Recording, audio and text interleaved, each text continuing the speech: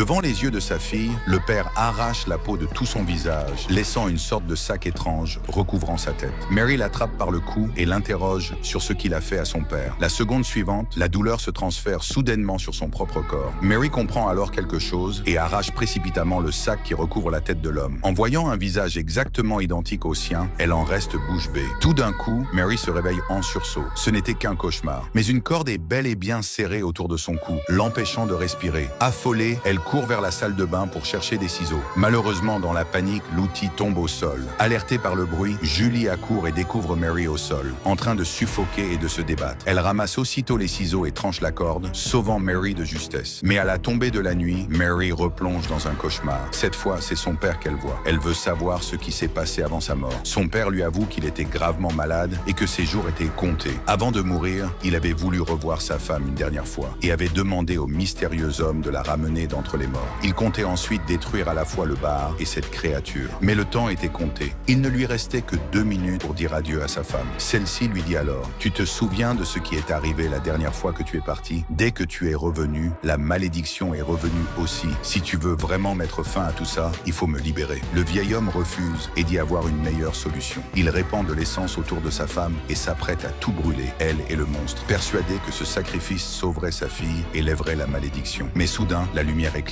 Il allume son briquet, prêt à l'enflammer. Sa femme s'approche doucement et caresse son visage. Terrifié, il laisse tomber le briquet au sol. Dans la seconde qui suit, des flammes s'élèvent et ses cris de douleur résonnent. Sa femme, quant à elle, reste immobile au milieu du feu, sans montrer la moindre peur. C'est ainsi que le père de Mary finit brûlé vif. Et c'est ainsi qu'elle comprend enfin comment il est mort.